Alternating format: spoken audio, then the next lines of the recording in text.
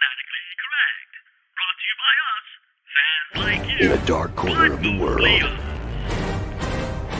three men will work together to bring you a podcast like no other.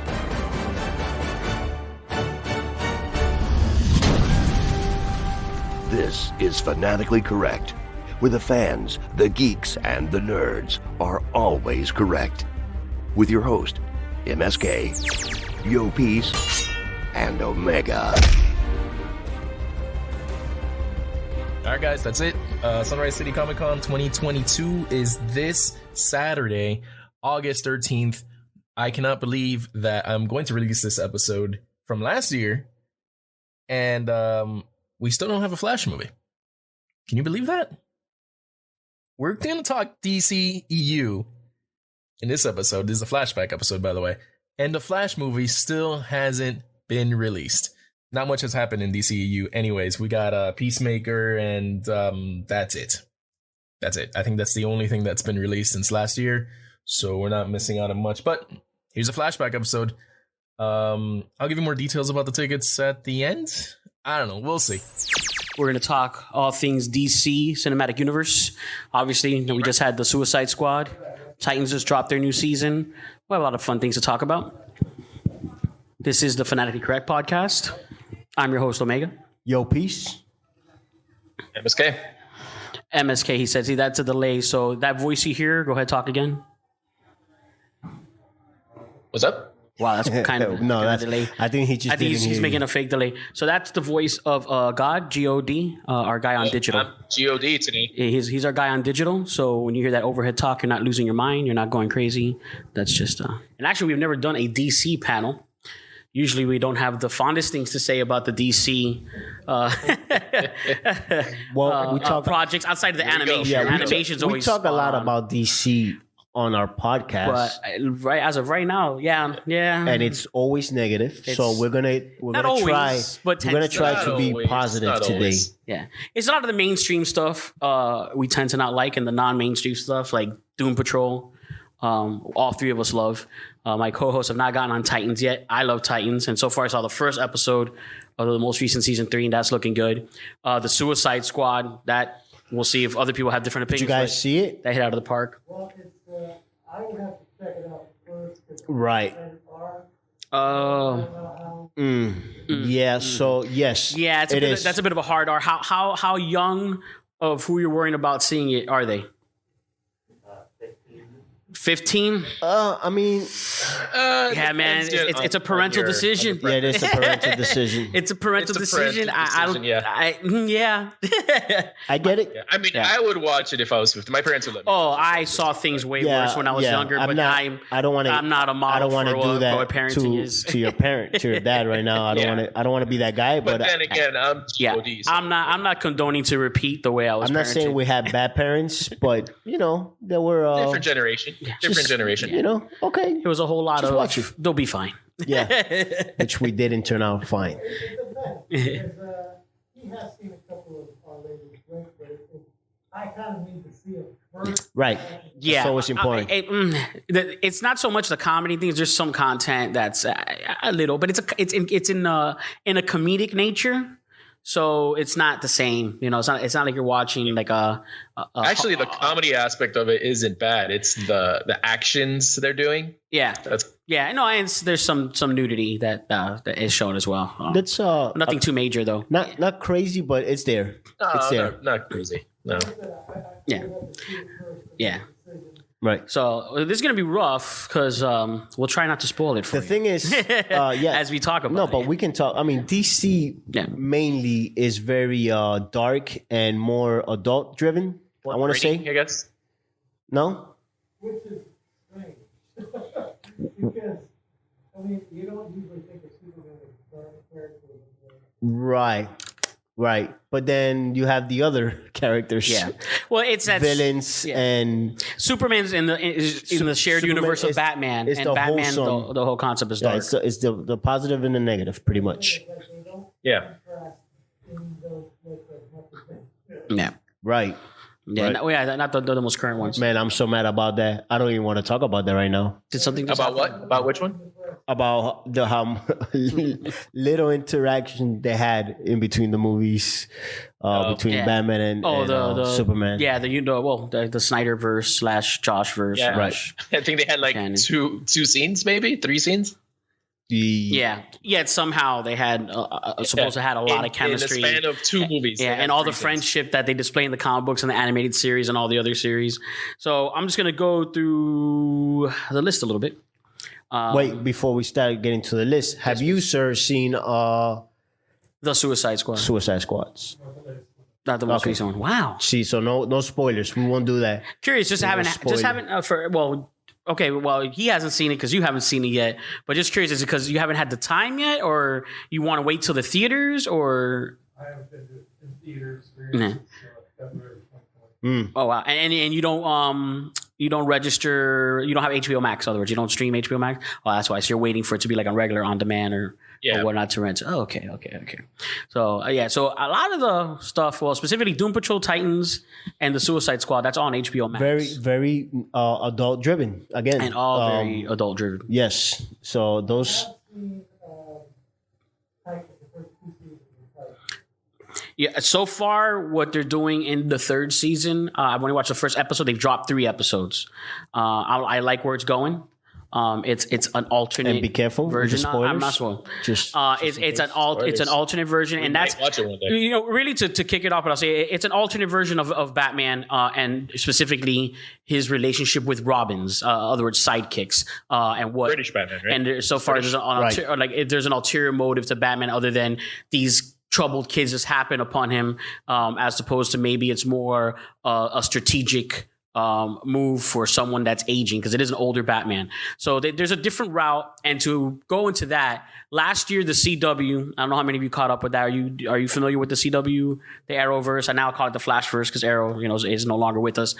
They did Crisis. Is that what they call it now, or is that what you're calling it? The what? Is that what they're calling it? I'm calling it. They still call it the Arrowverse, but it kind of doesn't make sense to do that because Arrow is no longer part of the lineup. It's what he's calling it. Finished. Exactly. So they call it because it's first, but now that they all base around basically Flash. So kind of, that's what it feels like more. It's more the Flashverse. Even though all of them pretty much started to base around Flash, even while Arrow was still on. They did, yep. Yeah, they all started bouncing off Flash way more than they did Arrow. Yeah, he's the one that connected everyone pretty much. Well, it's hard because Arrow's a more grounded show that's supposed to be less superhero-y, and the Flash has all the powers and the abilities and the super villains.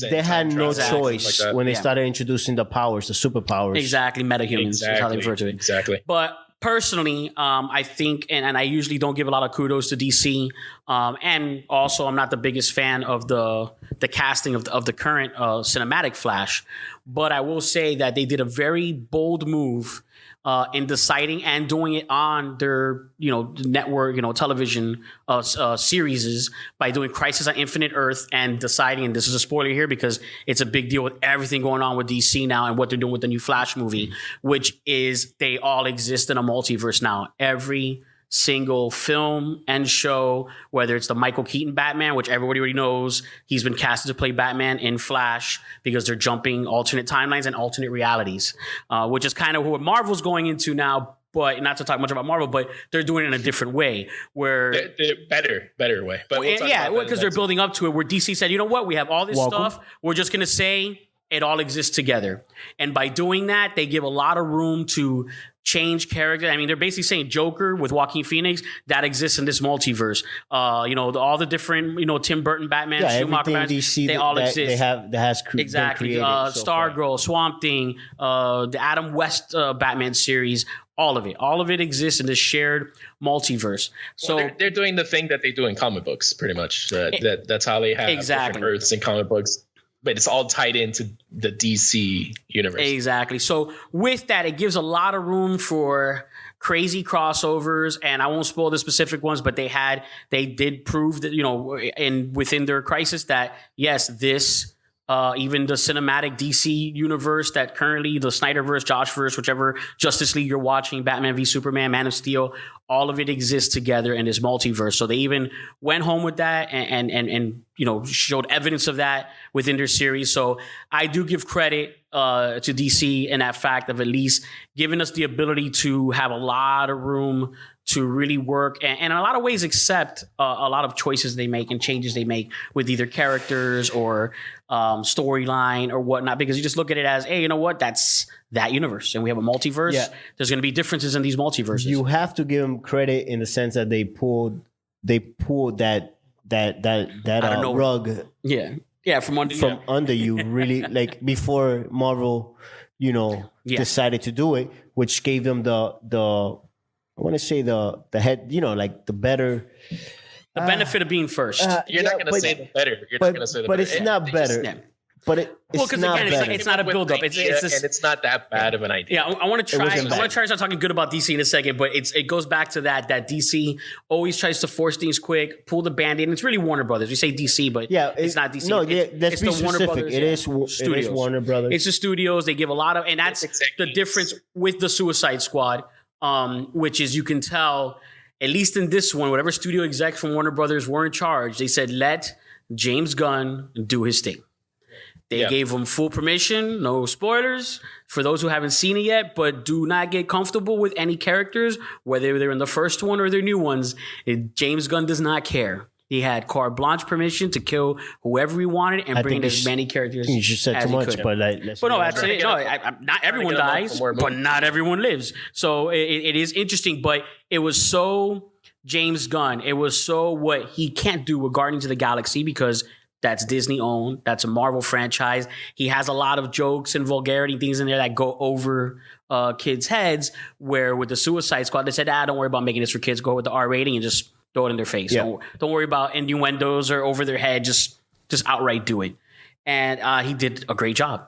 And which is also that's the good part about DC, that they could do something more toward the adult fans of the superhero franchise that Disney can't do. And they could play with both, because example, one of the few movies that besides like Man of Steel and the first Wonder Woman, Shazam is actually darn good. And that one is the more, very family friendly, less dark, and it specifically exists directly in that canon universe. Also a Christmas movie. And yes, movie. I'm gonna tell you, it actually did feel better watching it in the month of December. Yeah. On HBO during Christmas. It did feel more right. It was a little weird seeing Christmas in the summer. Great casting as well. Excellent, and really looking forward to the next one. I mean, supposedly there's all kinds of rumors why they changed the casting of the older sister, but she is old enough to be the Shazam version of herself. Anyways, she's gonna play the same. Exactly, same actress is gonna play it. Exactly. So they actually keeping the same actress now as opposed to her changing casting. Which isn't that Hawkeye's wife in Marvel? The one that they used? I don't think so. Or the other one? No, it's not. First of all, it's not. I wasn't sure because I watched not too long ago and I didn't check the credits after that. So I mean, most recently the Suicide Squad, DC's winning very well with that. Titans just came out winning very well with that. We had recently. I think Young Justice is about to come back as well. Young Justice is about to come back. Doom Patrol is coming back in September, I think. Doom Patrol is coming back again this fall. Yeah, the teaser already dropped for that. Again, now Titans, a 15, 16-year-old, you're fine. Doom Patrol, no. Yeah, probably not. No, no. I'll be straight up. I mean, if for 15 and 16, yeah, Doom Patrol. The animated series. There are scenes. Yeah. Brendan Fraser's character, Mr. Robot. Yeah, mainly. Yeah, you're right. Actually, I will tell you, anybody watching Superman and Lois? Yes. I got one nod. Any other nods? Anybody else watching Superman and Lois? Nods. I'm okay, and I think you're gonna get me when I say this. Maybe that's why did you stop watching or you continue to watch it? Like you're okay with it? Like you're enjoying it? I personally, I'm actually enjoying it. And I will throw out, and maybe you could agree with me on this, it's not a CW show. Even though they're airing it on CW, it has a lot of that HBO Max production value to it. You can tell. That's good. And outside of that, I'm really enjoying the casting. And they're also tinkering with with some alternate reality stuff. And I personally like the choices that they've made with it. It's a very different storyline. And now what's confusing is because that particular Superman, at least that actor's version of that Superman, did spin off of the Arrowverse. However, it's not very clear how lined up it is with it. There is some Easter eggs and crossover type cameos that show that it should still be directly involved, but some things are kind of out of line with the timing. So it could be maybe a future timeline or something. Maybe. I'm not entirely sure because they made some changes in Crisis that wanted you to have. That they're all part of the same universe, but it could still be its own thing. So that's what DC wants you to.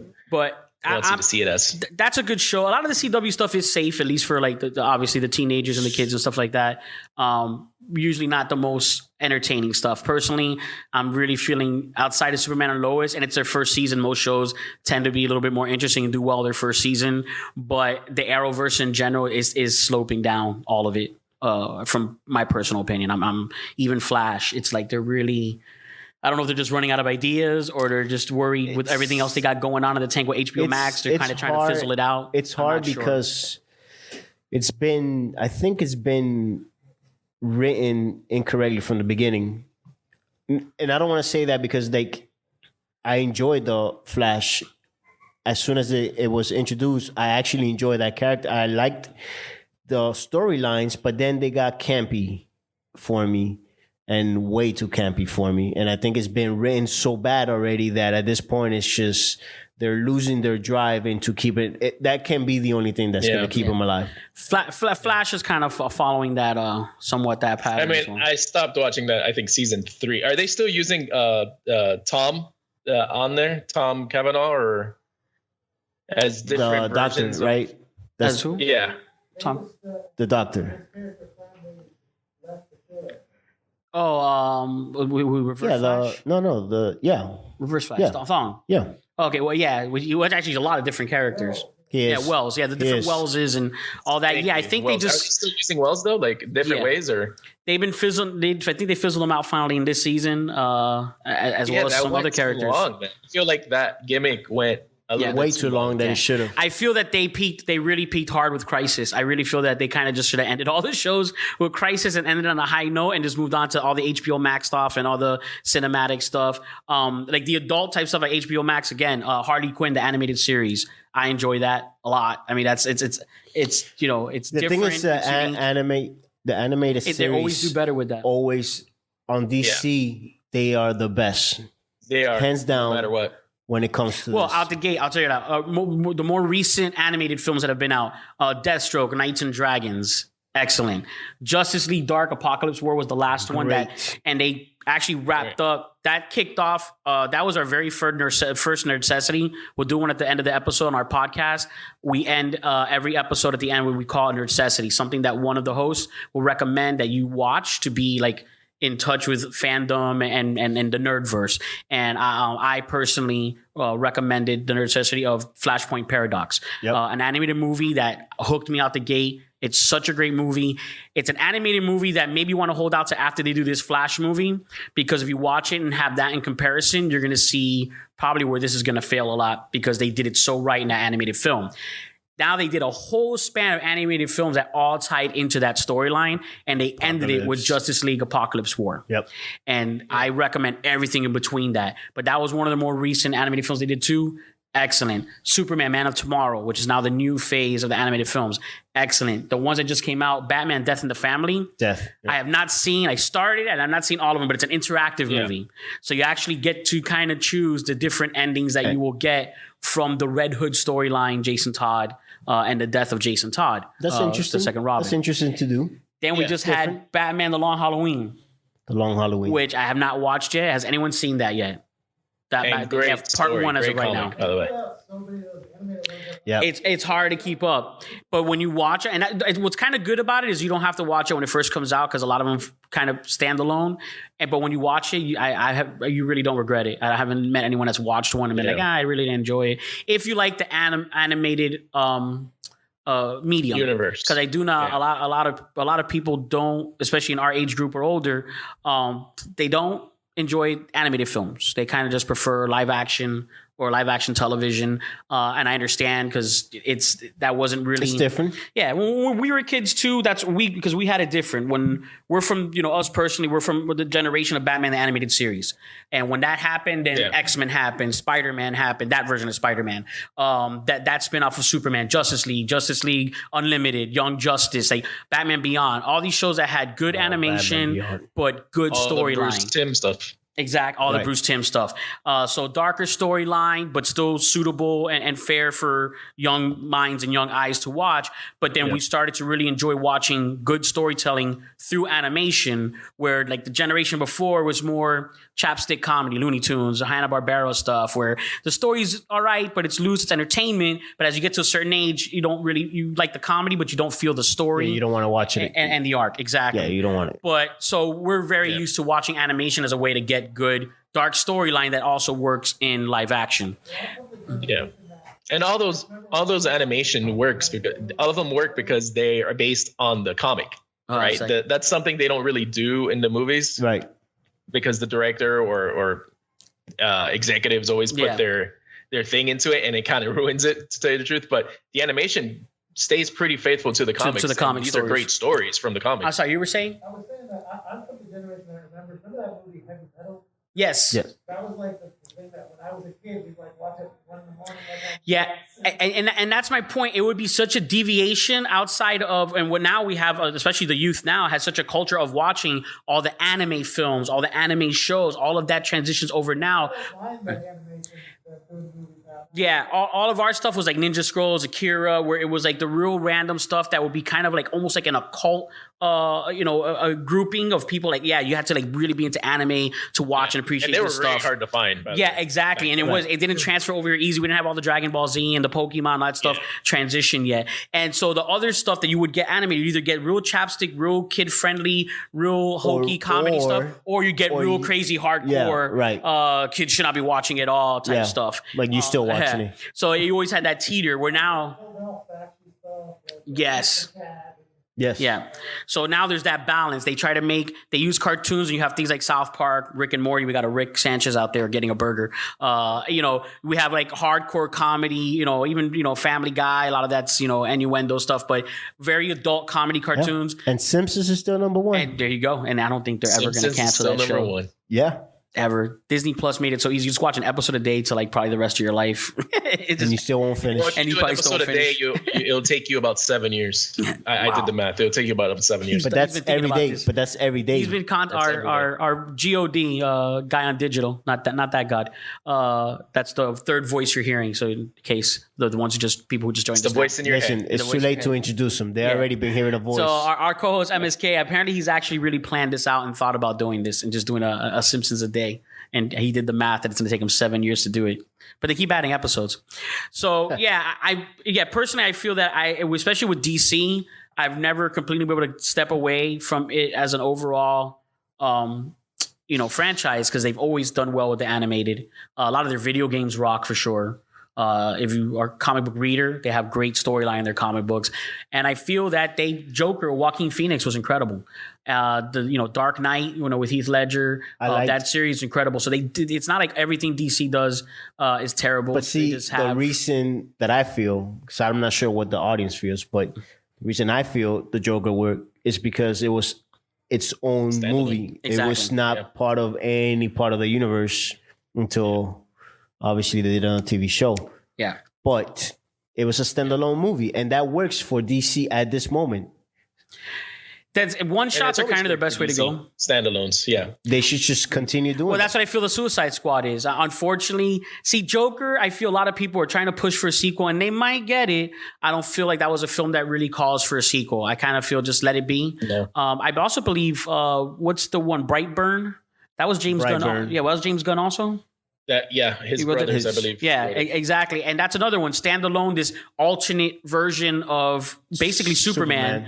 And like, what if, he was evil? It makes sense. And it made sense. And it was a very different film, and personally, it's kind of it's not really a horror, it's a thriller. But I'm a person that doesn't enjoy a lot of gore in a horror thriller film.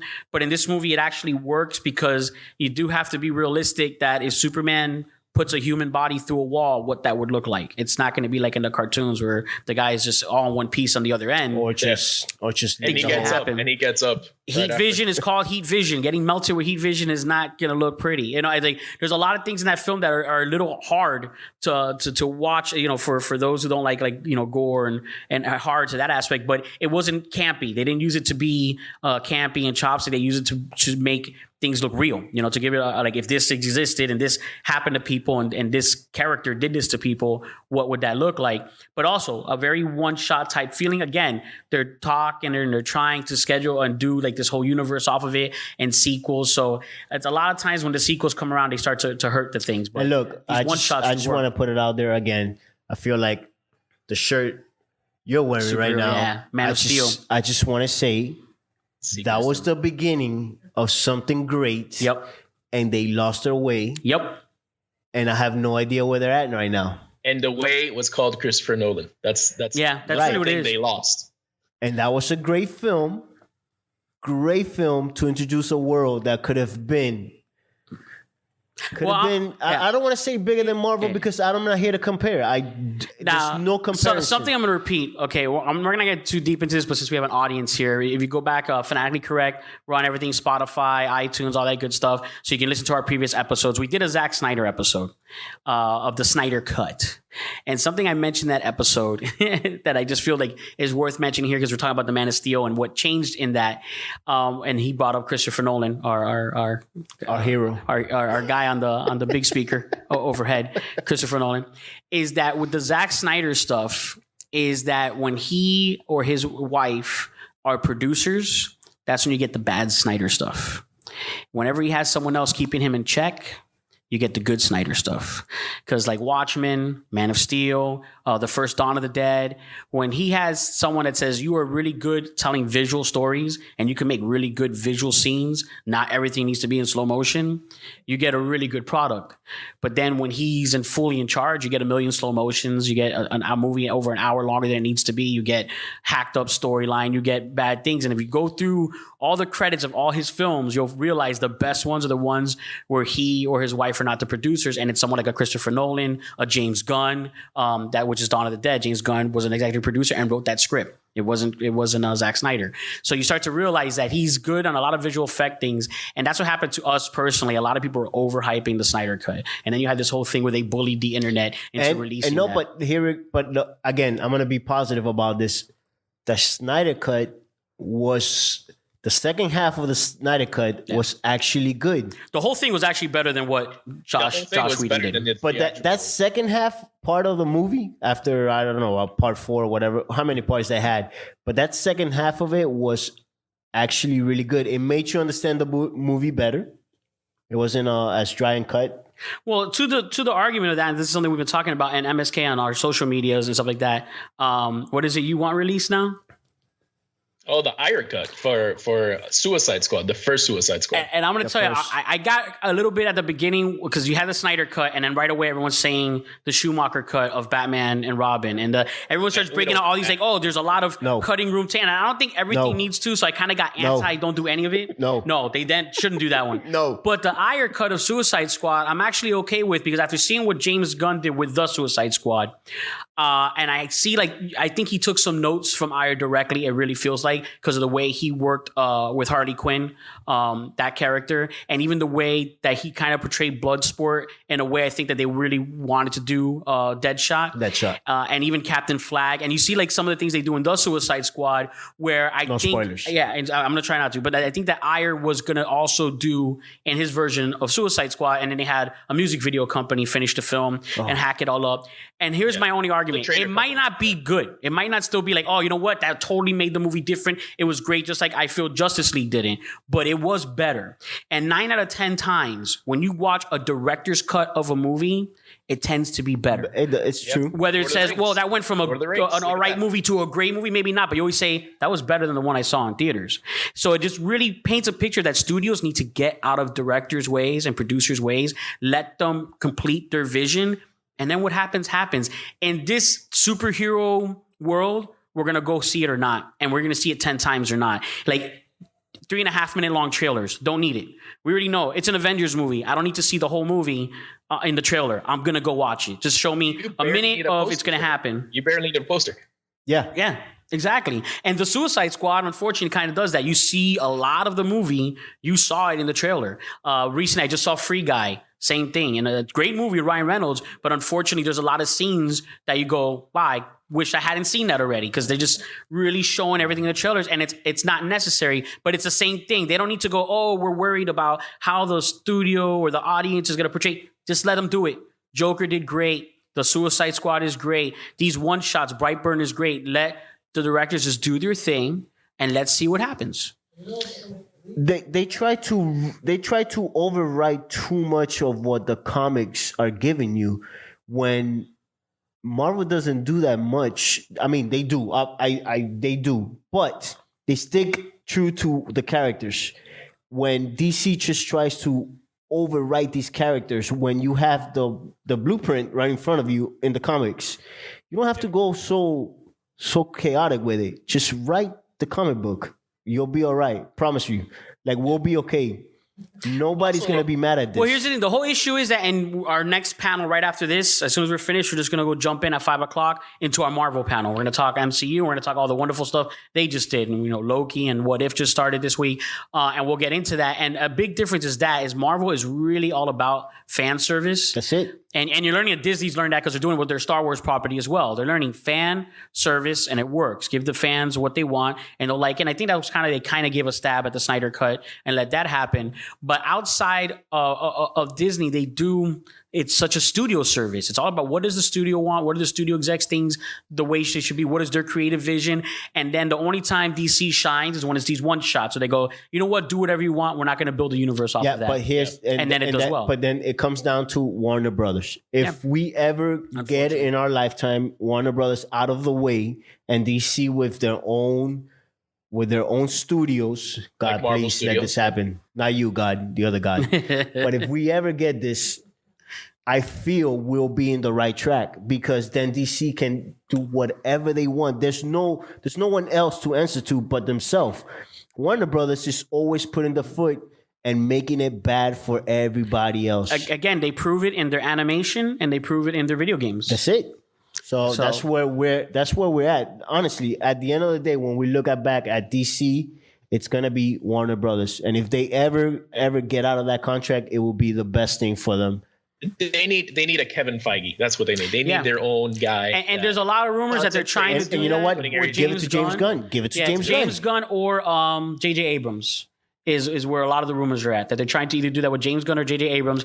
I don't feel JJ will work. Yeah, either one. I think James Gunn is probably going to make the shift. All he has is the 2 Guardians of the Galaxies left, the Christmas special, which I'm interested to see what that's going to be. A Guardians of the Galaxy Christmas special. And then, of course, Guardians of the Galaxy Volume 3. And then I feel that he likes the ability to be dark or gory or vulgar with his material. And this is actually a personal hope, and we'll see. With the Suicide Squad, I'm actually fine of that not being a one shot and just letting him do this more and letting him grab. And since it's a shared universe, and I'm venting my dreams into hopefully it's out in the embers and maybe somehow it becomes reality, which is shared universe, bring in villains from the Arrowverse, from the Snyderverse, from the Jock. Kill them off, or use them as heroes, or have them go at it, one-on-one with other Suicide Squad members, whatever he wants. Just like they gave him in this film, and just do it. Just do it. We got some contracts left that we need to fulfill anyways. Do it. And I think we'll have some good movies. Now, it's just going to be good fun. Exactly what you said. And that's one thing I will tell you about The Suicide Squad. It's fun. That's what I heard. It's a fun movie. And that's why it's fun, because he's not playing by any of these set rules that we're used to the DC universe of how's this going to play out in the next movie? He's who cares? We'll figure it out then. What does it matter? Don't care. We'll tell more stories. We'll get more villains. I really don't care what happens in the next movie. And then I love it because he does what he does with Guardians of the Galaxy. He's polka dot guy. What are you going to do with that? And then you watch, you go, I love what he did with polka dot guy. He made this work. Still not my favorite. Yeah. Weasel. I'm going to make this work. You guys haven't seen it, but still not my favorite. James Gunn just has an ability to do that with characters. He turned Groot into such a love character and Drax into an extremely comedic character. Honestly, let's be realistic. I don't think anybody thought that was going to be interested at all. Which one? Guardians of the Galaxy. Yeah. I don't think anyone actually thought that was going to be good. That was a gamble. That was a gamble. Yeah. We could save that for the next panel, though.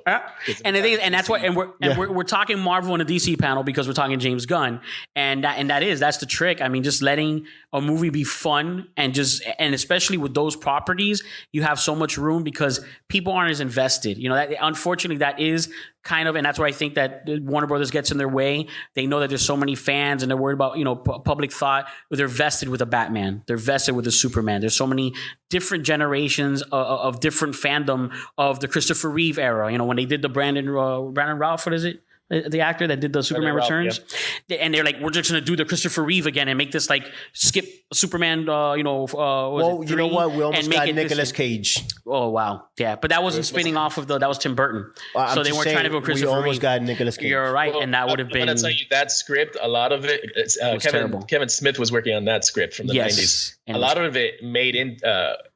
Some aspects of it are in Man of Steel. So you know what? You can't always be mad at them. We almost had Nicolas Cage. Almost had Nicolas Cage as Superman. Even though we did get him in, what was it, Teen Titans Go? Teen Titans Go. He played Superman. Yep. Yeah. Yeah, and Teen Titans Go to the movies, exactly. And he voiced Superman in there finally, so they gave that nod. But yeah, there is a universe where, and it's in the shared universe where Nicolas Cage is Superman. I like the trailer. I'm not a big fan of Robert Pattinson. I'm just as Batman. It's not even that. It's just I'm worried. It's DC. It's DC. Listen, that's gonna be a one shot for me, man. As long as it's its own thing, I think it'll be okay. I'm gonna do personally. I was big. I was happy with Christian Bale. I was very excited for that casting. Yeah, personally, I ate crow with Ben Affleck. He was excellent. He was a decent Bruce Wayne. He's completely, since he became a director, has completely evolved and grown as an actor from Daredevil. I am one of the ones that didn't want him. I'll be honest. We got pictures of us in Vegas, not Vegas, in Orlando with what is it, Madame Tussauds? Yes. And they had a wax figure of Ben Affleck, and we were both pretending to like punch him in the face because we were so mad about that casting. I was mad.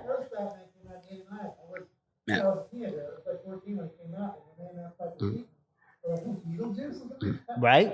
See, in fairness, I'm personally, and actually my co-hosts do like it, I'm not a big Michael Keaton Batman fan. I love it. I think Michael Keaton's a great, incredible actor. And just like you said, Beetlejuice is incredible. And I felt that Tim Burton's like, I just want a really good actor for this role. Those movies are still good. Those movies are good. The thing is, Michael Keaton physically does not at all exemplify Batman. He does not exemplify Bruce Wayne. I don't feel he just, and that was the first whack at it. And I like when the first whack at it is more accurate. But then it got worse. It did. Okay, so that's our problem. So you had the thing that you didn't like, and then it got really bad. Really bad. You know what? This is what's funny though. I don't know if anyone's seen the Val documentary, Val Kilmer.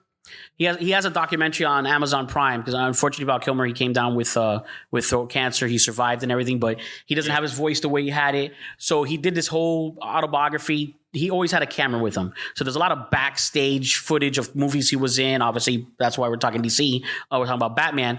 And there was a lot of insight. And he didn't, it was maybe like a 5-minute part of the documentary, that film. But it actually gives a lot of insight as to how things have changed overall from what the previous experience was doing a superhero film to it is now, as to how you're able to get a better quality of actor, and why good actors would quit those films right away or not be interested in them. And a big part of that is because thanks to special effects and much lighter weight and better costuming and makeup and stuff like that, it's not as much the nightmare it used to be for actors to get into these costumes and play these characters. Yeah. And because of that, you can understand why, and he said it in that documentary, we understood why Michael Keaton didn't want to come back for a third. He did not come back for a second. And then with George Clooney, the fourth one. And it's very complicated because they can't hear in the suit. They don't really feel like they're acting. So they write the lines around that. So they say like, this is very like, they're garbage scripts because it felt like being on a soap opera. I'm just coming out. Exactly. It's just see my face. I say 2 lines and we're done. And he goes, and I really wished I got a villain. And then they show it. like Jim Carrey in the Riddler costumes that he's in. He can be as, loud as you want, move around. He's got airflow. He can have fun with it. Who was it that played Two-Face in that one? Tommy Lee Jones. Tommy Lee Jones able to, to do his thing. Jack Nicholson as the Joker. So it's always like, it's better to be the villain. That's why you would get a lot of these good actors to play the villains, because they didn't have the difficulty of this horrible bad suit. The villains work. It's a different. But I'm feeling now, because coming back to your question about the Batman, I personally think I'm gonna love the story. I think it's the right kind of dark for Batman. Something we're getting different. I just Robert Pattinson supposedly is being a lot of problems for the studio. He's not staying in Batman shape for them in and out between filming, which keeps hurting the film and making them delay things. You have a lot of wonderful, different, unique casting in this film that's going to tell a different story when they're used to Batman. And it's like a year 2 Batman? Yes, a year or two. So it's it's a young Batman. And the thing is that Batman Begins, with Christian Bale. In fairness, it's like 10-year Batman. So, you know what I mean? He came back as Batman already fully trained. Right. All these great gadgets like that, an awesome Batmobile like that, a great costume like that. And we great. And we love the story. We love the backstory. But this one, we are going to get a grittier Batman that still has not the best equipment, not the best experience, not the best decision making. So, and then he's being thrown into. And in hindsight, that sounds amazing. It does. That sounds great. It does. And now, then when you it work. Exactly. I think this one's gonna go more toward the detective side, so that's what I'm excited about. So this feels more Batman Beyond than it does Batman. Yeah, I can see that. Batman Beyond, like Terry McGinnis. Yeah, because Terry McGinnis. Yeah, it just feels like he's just brand new at this. It's that whole young Batman trying to figure it out. But it's grittier. I mean, because Batman Beyond, like Terry McGinnis, it's a lot cleaner fun. I mean, it's more like Batman Beyond's more like a Spider-Man. Well, that's because it's in the future. Right. Yeah, because, that's what I'm saying. He gets this great suit that has all these wonderful powers, but then he doesn't understand it. Yeah, but he can afford to be inexperienced because he has the suit to back him up. Where this is going to be a lot grittier in the sense that if we think, he's going to take a beating. And I one thing I like the scene where he says, number one. Well, I'll give credit in the trailers that we saw. He does something that not every other Batman does in every Batman movie when they say, "Who are you?" And what do they say in every Batman movie when a character says, "I'm Batman"? Yeah. And in this one, he goes, "I'm vengeance." And then he beats the living tar out of that guy in front of that gang. And that reminds me of who's seen Ender's Game? Which is a great movie. And I just jumped straight to Ender's Game when he says, why did you keep hitting him? And he says, because that's for every other fight after. And that's exactly what I felt they wrote into that script. So I'm going deep into that, saying this, I think, is going to be a very good script because that's how they're writing it. They're writing Bruce Wayne that way. He didn't have to, he took that guy down in 3 shots. And yeah, maybe a lot of it is therapeutic of getting out the murder of his parents. But I think a lot of it is the strategic. This is a gang that knows who I am now, that's seen me, and is going to be looking for Batman. They need to be afraid of Batman now. And going back to that, I don't want to see that death again. I don't want to see that again. Yes, I think we've seen enough pearls fly. I do not want to see we that. We can have a 1-hour montage on this screen if we want it. Honestly, I don't want to see a pearl of pearls flying in my life again. On a lighter note, in Teen Titans Go to the Movies, that is one of the darkest jokes that is so funny. That was kind of dark. Have you seen Teen Titans Go to the Movies? Probably not your cup of tea to watch it anyways. But there's a whole thing where they... Go ahead. No, you go ahead. No, you said MSK, it better. Go ahead. You want to take it, God? God, Guy on Digital? No, you go ahead, man. They were going back in time, changing the origin stories of heroes, so they would be the only heroes left. And when they realize that doesn't work out, they have to go back and redo their origin stories. So there's literally a scene when they're walking, and they go, no, right this way. And they actually point them into the alley. Oh my God. And then you hear the 2 gunshots and they're like, and that's wow, that's just it was dark. So dark. That was dark. And it's a kid's movie. It's Teen Titans Go to the movies, but it's not the Young Justice version of Teen Titans. They literally put him back into the scene. So that was the first time I was okay with it. And then Joker had to have it. With Joaquin Phoenix, it had to have it. They didn't have to show the pearls break and everything, but it had to have it because you had to see that's what they led to. This connection. This is a different. It was a connection. Yeah. This is a different Batman because he had a different, again, the multiverse, and that's what we're talking about. Crisis bringing over a multiverse of different Batman. This is now a Batman who's going to grow up hating a different class of people. It's not going to be specifically the criminal. It's going to be actually the mentally disturbed or the mental illness, because that's what led to his parents getting killed. And as well as his Thomas Wayne was a jerk. That Thomas Wayne was not the good philanthropist. Yeah, he wasn't making the city great. Yeah, he was a hardcore business on money. So then you go think like, what kind of Bruce Wayne would he have been if he was raised that way? Yeah. Maybe this is a godsend to get a Batman and get a better person. Maybe not. Yeah. Maybe this isn't the best Batman you would get. So it does kind of make you think like, and you're rooting for the almost for the Joker to the Joker end. It's a disturbing concept. You're rooting for him. It's a very disturbing concept with that, and that's why I kind of felt they did need to show that, because they wanted to show like this led to this instead of the usual thing. I just don't want to see that again. But it's so cliche. It's so cliche. You know what? Just show me all the scenes from every movie. And you know what? Back to Marvel. What did they do with Peter Parker this time? A different piece of jewelry, not pearls. Right. The same. Yeah. Else. I'm sorry, MSK. Like watch falls or something. I don't know. Oh, watch falls. Instead of the pearls break, we see a watch hit the ground. His wallet. Something else. His wallet. Something with the pearls. But yeah, they take his shoes. I don't know anything. Back to the Marvel comparison. You like Tom Holland, Spider-Man. They went, you know what? We've seen enough Uncle Ben die. Everyone knows the story. We're just gonna kind of skip over that. Again, in fairness, they gave us Tony Stark. He was the Uncle Ben of this Spider-Man storyline. Technically, but overall, it's like, you know what? Every time we give you Peter, getting a little intimidated out there right now. That is an awesome Mandalorian suit out there. Yeah. I don't think she's part of the 501st. That's very scary. And the Stormtroopers are wrong. We got some great cosplays. And thank you for also coming to cosplay. You see who it is? You're staying for our next panel, right? Yes, she is. That's what she said. It was Agatha all the whole time. I can't believe that shot up on iTunes, that song. No kid. Yes, that's crazy. It's like fans are crazy. Yeah, they are. They are. Yeah. So I'm looking forward to the Batman just to see what the story is going to be. I'm not a big Robert Pattinson fan in the sense of as Batman, but you know what? He's grown on me. He has. If you guys have seen Tenet, any Tenet fans in the audience? Yeah, he's a good actor. He's grown on me. Tenet. He's past Twilight. He's actually done. Yes. Oh, thank you for joining us. Thank you. Have a great weekend. Thank you. Man of Steel all day. I don't know. It's In fairness, it's a. But I feel with him, it's a different movie you sign up for. You know, I think that, you know, because again, he did the Dark Knight series, he grounded it, and we appreciate it. Yeah. Yeah. So you're a Michael Keaton Batman fan. Tim Burton, yeah, of course. Yeah, exactly. Yeah, I liked it when it was out, you know, but then once I started having things to compare it to, I can't rewatch it. Don't get me wrong, I'm not here to praise completely the Dark Knight series trilogy that we got, because there's problems with the movies, right? There's loopholes and things. The third one because of Heath Ledger. Yeah, there's loopholes and things, but it wasn't fun in the sense of, you know, the excitement of it's more gritty. It's gritty. It's more of a movie, right? It's not. Yeah, it's a movie. You're watching a movie. It's a straight movie about a guy who happens to be Batman. Yeah, right. It's what it is. Yeah, it's not a superhero. It's what it is. It's not a superhero. It's not a super movie. It's like the Godfather type.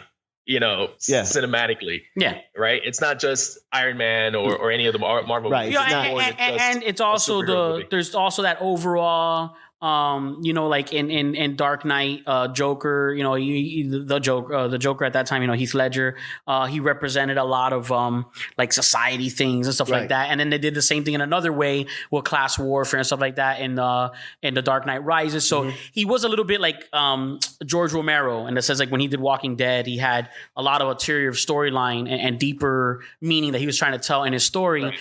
And that's kind of what you got in the Christopher Nolan Batman, that he's telling more of a story than just this superhero, an origin story, and you know, him just taking on this bad guy, and that's it. And in fairness, and it's what worked for that, and that's one thing he did, and that's my defense of Christopher Nolan, was the Heath Ledger Joker. Granted, it's not the Mark Hamill Joker that is the greatest Joker ever from Batman the Animated Series, which is disturbing but so fun at the same time. Right. He took away a lot of the fun because it was so disturbing, which they did take a whack at with the Killing Joke, that they actually brought in Mark Hamill to do that animated film. So we did get the dark, disturbing Joker with Mark Hamill. But with the animated series, there was a lot of fun, a lot of chapstick, a lot of, there wasn't really dire consequences for the things he did. You know what I mean? Like, he really wasn't killing people. He was putting laugh gas in them, and then Batman was able to cure them later. Obviously not so chapstick like what, Cesar Romero did in, the Adam West series. But with the Heath Ledger one, we got the first whack at a society Joker of like, wow, this is dark. This guy's disturbed. He's doing messed up stuff. He's killing people. He's hurting people. The stakes they're high with this, and he's not so fun. And it was that impressive acting, but it wasn't a fun Joker. And obviously Joaquin Phoenix is not at all that Joker, a fun Joker. And that one even goes deeper into... That was great. That's Eddie from Flynn's calling me from the arcade over in the corner. I don't know what's going on. Probably doing their Super Smash tournament. But yeah, so we were having that storyline with the Dark Knight, the series of Christopher Nolan, that we get that. So you would never had the Joaquin Phoenix Joker if we hadn't had the Heath Ledger Joker. Right.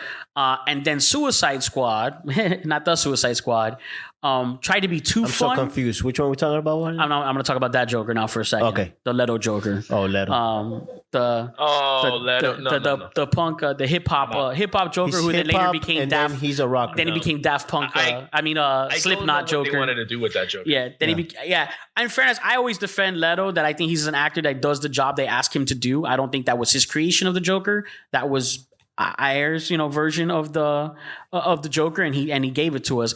But I don't feel like, I think they were trying to do disturbing Joker but fun at the same time is what they were trying to do that Joker, and they cut out a lot of his scenes. It's colorful. Yeah, very colorful. And so they we didn't get those scenes. So I understand, and it all depends on what kind of superhero fan you are. And sometimes, like, when it's the properties, and that's where like the Suicide Squad works so well. And then like things that are right off, like completely off, like Doom Patrol. If we catch Doom Patrol right off the cuff, because when it's a franchise, or like we were talking about earlier, Guardians of the Galaxy, the other James Gunn version, which we'll get into in the Marvel panel. When it's a franchise you're not so connected to, then you don't know what to expect. You don't have expectations for it. Then no matter what it is, whether it's a fun style movie, you still have fun because you didn't have your own preset thoughts of what it should be. And I feel that that's kind of what we're getting a lot now with the DC films, that there's so many of them now of the same characters. Everyone goes into every film with some type of preset. I want it to be this way or that way. It'd be nice if they could kind of expand, because Marvel is taking obscure characters and actually doing stuff like DC has the same characters that constantly making. And that's where you'll see, for those who haven't seen the Suicide Squad yet, but those who have, that is a difference. They let James Gunn let me start going through the books. I'm going to bring out some crazy characters. Yeah. Now, King Shark has gotten some example, has been getting some pop lately because they started to start using him in the Harley Quinn series, in the Arrowverse. And why? Because they're starting to scrap through the bottom and go, hey, we keep using the same people over again. We need something new. Like, oh, we'll use this one. And then you kind of see it get used over and over again and all the same. So King Shark's kind of already been used a lot lately. But I prefer this rendition of it much better personally. But Polka Dot Man, Weasel, this is all stuff that we didn't see coming. Excellent. And someone who joined us a little late, we had to say, actually, and we'll go through that. We did it on our Instagram yesterday, but now we'll make it part of the podcast. We all had different favorites. Well, not different, actually, but our favorites from the Suicide Squad. Yeah, my personal was Polka Dot Man. Yep. Yeah, which was also MSK's. All of them. Everything. He's in everything. He's in Two-Face. Two-Face was interrogating him. And that's one of the reasons for my personal reason for liking so much Polka Dot Man is seeing that actor get so much extra pop finally in one of these superhero films. Because he's in so many superhero films, especially DC's and their shows. He's going to be in Dune. He's what? He's going to be in the movie Dune coming up. Oh, he's also in Dune. He's in Dune. Man, everyone's in Dune. Does he have his own poster with his own face and name? Yes, the Ant-Man I haven't films. seen that yet. No, okay. He did Calendar Man in the animated series. Yeah, well, not in the animated film. Sorry, he played Calendar Man, but he's in a lot of stuff. But Long then Halloween. yeah, I love Polka Dot Man. Yeah, Halloween.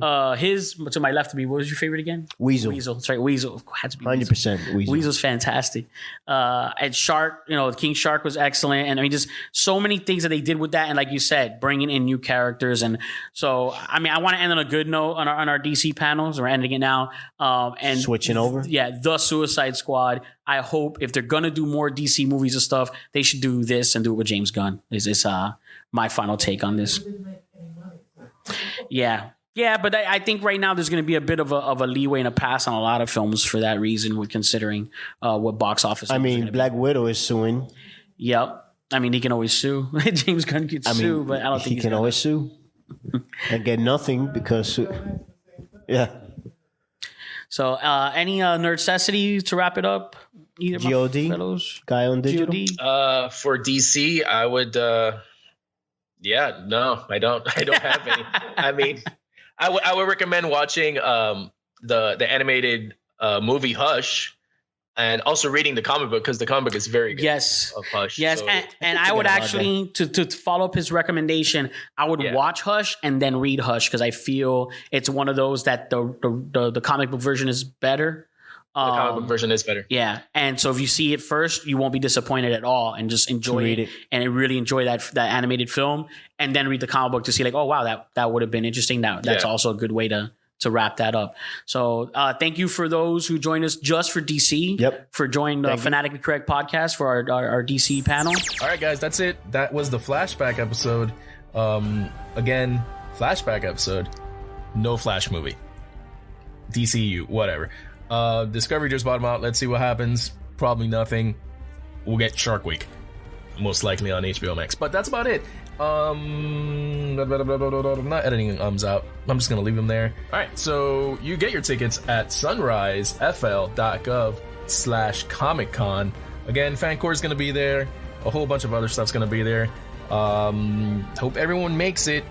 We certainly will. And yeah, that's it, guys. If anything, hope you enjoyed the episode. But yeah, The Flash. Screw you, Ezra Miller. All right, this is MSK. Peace out. And there you have it, folks. This has been Fanatically Correct. Until next time, you crazy kids. Signing off.